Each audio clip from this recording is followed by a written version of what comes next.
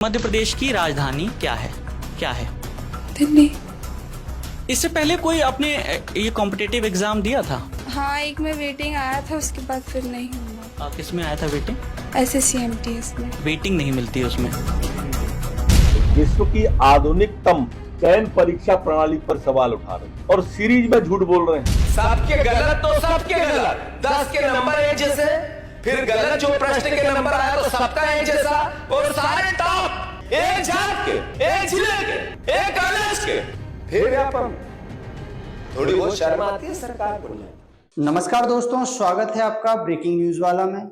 मध्य प्रदेश में परीक्षाओं को लेकर एक तरफ जहां व्यापम का एक बड़ा नाम जुड़ा हुआ है, वहीं पिछले साल पटवारी परीक्षा भर्ती घोटाले की चर्चा भी पूरे देश में हुई थी।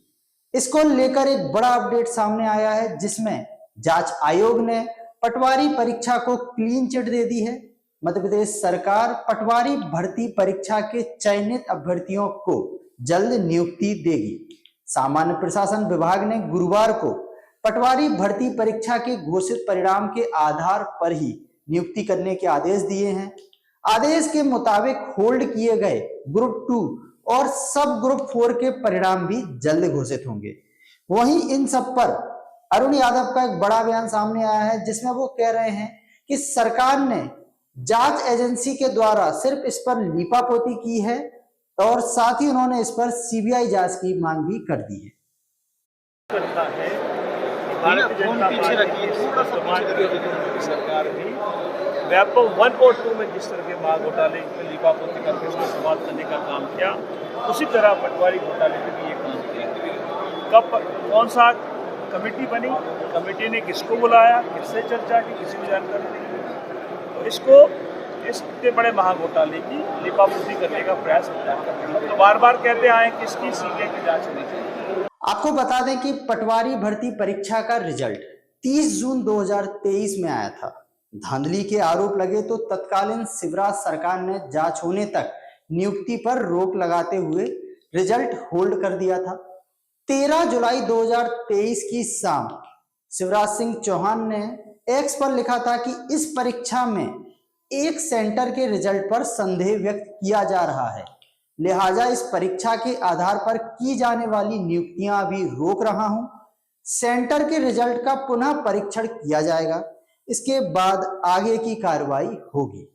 वही उस समय इस घटना को लेकर मध्य प्रदेश कांग्रेस ने तत्कालीन शिवराज सरकार को जमकर घेरा था, जिसमें उन्होंने कई आरोप लगाते हुए कहा था कि पटवारी परीक्षा में ग्रुप 2 सब ग्रुप 4 की मेरिट लिस्ट में टॉप 10 में से 7 बच्चों का सेंटर NRI कॉलेज ग्वालियर था। 9000 चयनित अभ्यर्थियों में से लगभग 1000 अभ्यर्थी इसी सेंटर से निकले थे।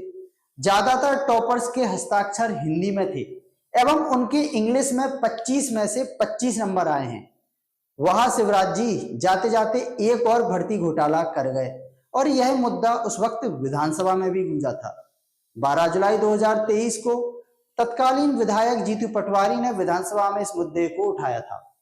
फिर 10 पदों पर एक जैसे नंबर कृषि विस्तार अधिकारी के, एक सबके गलत तो सबके गलत, 10 के नंबर एक जैसे, फिर गलत जो प्रश्न के नंबर आया तो सबका एक जैसा, और सारे टॉप एक जात के, एक जिले के, एक कॉलेज के। फिर व्यापम थोड़ी बहुत शर्म आती है सरकार को। आप बताओ शर्मा जी, खड़े हो। वहीं परीक्षा परिणाम के बाद पूरे प्रदेश में पटवारी भर्ती परीक्षा को लेकर छात्रों के विरोध प्रदर्शन भी देखे गए थे। इस परीक्षा को रद्द करने की भी मांग उठी थी। इन सबके बीच में उस वक्त के गृह एवं संसदीय कार्य मंत्री नरोत्तम मिश्रा ने कांग्रेस को घेरते हुए कहा था कि कांग्रेस नौजवानों के मनोबल को तोड़ रही है। सुने नरोत्तम मिश्रा का 13 जुलाई 2023 को दिया गया वो पूरा बयान। कांग्रेस, कमलनाथ जी, दिग्विजय सिंह जी, अरुण यादव जी जो रैली कर रहे हैं ना, ये इनकी कांग्रेस पार्टी का अशोकनगर का कुत्ता है जो इसी पटवारी परीक्षा में फेल हो गया है। ये पर्चियों पर नौकरी देने वाले लोग विश्व की आधुनिकतम चयन परीक्षा प्रणाली पर सवाल उठा रहे हैं और सीरीज में झूठ बोल रहे हैं। नौजवानों के मनोबल को तोड़ रहे हैं। अंत में 19 जुलाई 2023 में जांच के लिए आयोग गठित किया गया।